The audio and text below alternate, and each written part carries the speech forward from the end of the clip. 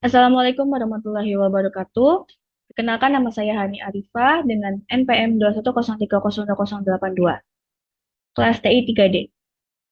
Di video kali ini saya akan menjelaskan tentang indikator kebahagiaan menurut argumen saya sendiri. Oke, next. Eh, Usman bin Hasan Al-Haubawi mengutarakan bahwa indikator manusia yang bahagia itu adalah sumber rezekinya ada di negaranya.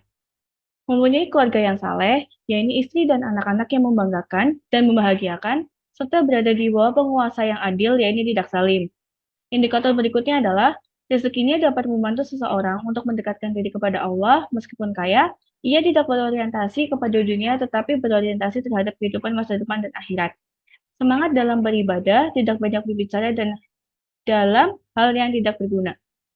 Menjaga kewajiban sholat, bersikap wara, ya ini hati-hati dalam memanfaatkan sumber kehidupan agar tidak terjerumus kepada yang syubhat, apalagi yang haram. Bergaul dengan orang-orang saleh, bersikap tawadu dan tidak sombong, bersikap dermawan dan tidak sebaliknya, yaitu pelit. Bermanfaat untuk umat manusia yang lain dan tidak pernah lupa terhadap kematian. Berdasarkan yang saya bacakan tadi, ada pertanyaan yaitu indikator kebahagiaan apa yang menurutmu menarik dan kenapa dan kenapa? Oke, untuk yang pertama di sini ada rezeki yang membantu mendekatkan diri kepada Allah. Rezeki yang membantu seseorang mendekatkan diri kepada Allah dapat memberikan rasa kepuasan dan ketenangan batin. Keberhasilan dalam mencari rezeki dengan cara yang halal dan bermanfaat bagi orang lain dapat memperkuat ikatan spiritual seseorang dengan Tuhan, yang pada gilirannya berkontribusi pada kebahagiaan. Mendapatkan rezeki dengan cara yang baik dan memberi manfaat pada orang lain bukan cuma soal uang, tapi juga tentang mendekatkan diri kepada Tuhan. Saat kita usaha dengan cara yang baik dan bermanfaat, itu nggak cuma bikin kita punya apa yang kita butuhkan, tapi juga bikin hati jadi tentram dan puas. Kesadaran kita dalam mencari nafkah dengan cara yang sesuai dengan ajaran agama Islam nggak cuma memperkuat hubungan spiritual kita dengan Tuhan, tapi juga bikin kita merasa bahagia karena tindakan kita sesuai dengan nilai-nilai yang dipegang teguh. Selain itu, sukses dalam mencari rezeki yang baik juga menunjukkan komitmen kita pada prinsip-prinsip baik dan benar. Ini nggak cuma kebahagiaan pribadi, tapi juga bisa berdampak positif buat masyarakat sekitar. Bikin lingkungan yang lebih adil dan mendukung. Jadi, rezeki bukan hanya soal uang, tapi juga soal cara kita mendapatkannya dan dampak positif yang bisa kita ciptakan.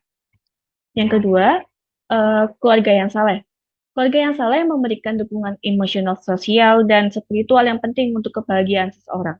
Hubungan yang baik dengan pasangan dan anak-anak dapat menciptakan lingkungan positif di rumah, menciptakan rasa cinta, keamanan, dan kebahagiaan.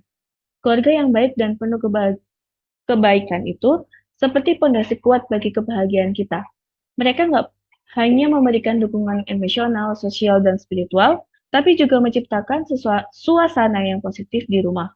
Hubungan yang akrab dengan pasangan dan anak-anak nggak cuma bikin rumah jadi tempat yang hangat dan aman, tapi juga membuat kita merasa dicintai dan diterima. Saat kita punya keluarga yang saling mendukung dan terhubung emosional, itu nggak cuma bikin kita bahagia sekarang, tapi juga menciptakan tempat perlindungan saat kita menghadapi kesulitan dalam hidup. Kebersamaan yang bahagia di keluarga juga berdampak pada hubungan sosial kita di luar keluarga. Ketika kita merasa bahagia dan stabil secara emosional di rumah, itu membuat dampak positif pada interaksi kita dengan orang lain. Kebahagiaan dari hubungan keluarga yang sehat bukan hanya menyentuh hidup kita sendiri, tapi juga bisa ikut membangun masyarakat yang lebih damai dan sejahtera. Jadi, keluarga yang baik itu bukan hanya sumber kebahagiaan pribadi, tapi juga fondasi untuk kehidupan sosial yang lebih baik. Yang ketiga, berorientasi terhadap kehidupan masa depan dan akhirat. Fokus pada kehidupan masa depan dan akhirat membantu seseorang melepaskan diri dari kecanduan dunia materialistik semata. Kepedulian terhadap nilai-nilai spiritual dan perspektif yang lebih luas tentang kehidupan dapat memberikan makna yang mendalam, menciptakan fondasi kebahagiaan yang tahan lama. Mengarahkan perhatian pada masa depan dan kehidupan setelah mati itu lebih dari sekedar menghindari kecanduan terhadap hal-hal materi. Ini berarti kita melibatkan diri dalam nilai-nilai spiritual dan memandang kehidupan dari perspektif yang lebih besar. Saat kita fokus pada hal-hal yang lebih abadi dan nawi, seperti kebaikan, kasih sayang, dan pertumbuhan pribadi, kita melepaskan diri dari godaan dunia materialistik yang sementara. Kepedulian terhadap nilai-nilai ini bukan hanya memberikan arti pada hidup kita, tapi juga menciptakan dasar yang kokoh untuk kebahagiaan yang tahan lama, karena kita membangun kebahagiaan bukan hanya pada hal yang bersifat sesaat, melainkan juga pada nilai-nilai yang mendasar.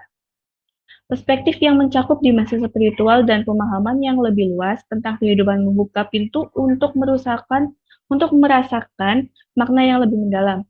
Ketika kita menyadari bahwa ada lebih banyak hal dalam hidup ini daripada sekedar mencapai materi, kita dapat menemukan kepuasan yang lebih abadi dan membangun fondasi kebahagiaan yang kokoh. Fokus pada hal-hal yang bermakna dan bersifat kekal membantu kita menjauh dari siklus kekecewaan yang sering terkait dengan kepuasan duniawi yang cepat hilang. Dengan demikian, mengarahkan perhatian pada kehidupan masa depan dan nilai-nilai spiritual menciptakan fondasi yang mendalam dan berkelanjutan untuk kebahagiaan sejati. Yang keempat, bersikap tawadu dan tidak sombong. Sikap tawadu memungkinkan seseorang untuk menghargai apa yang dimilikinya tanpa sombong dan kesombongan. Tawadu menciptakan hubungan yang baik dengan orang lain, mengurangi konflik, dan memberikan dasar bagi hubungan sosial yang sehat, yang merupakan faktor penting untuk kebahagiaan. Sikap tawadu itu seperti kunci kebahagiaan yang tersembunyi. Dengan sikap tawadu, kita bisa menghargai apa yang kita miliki dan tanpa merasa superior atau sombong. Ini bukan hanya tentang tindakan diri, tapi lebih kepada kesadaran dan nilai-nilai yang lebih besar dari diri kita sendiri. Saat kita bersikap tawadu, kita lebih mudah menjalin hubungan yang baik dengan orang lain. Tidak ada kesan superioritas yang bisa menciptakan konflik, malah sebaliknya, tawadu menciptakan dasar yang kuat untuk hubungan sosial yang sehat.